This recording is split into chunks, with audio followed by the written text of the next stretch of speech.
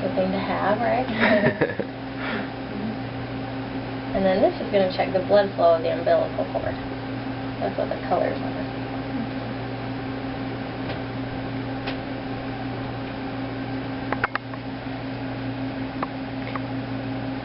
So,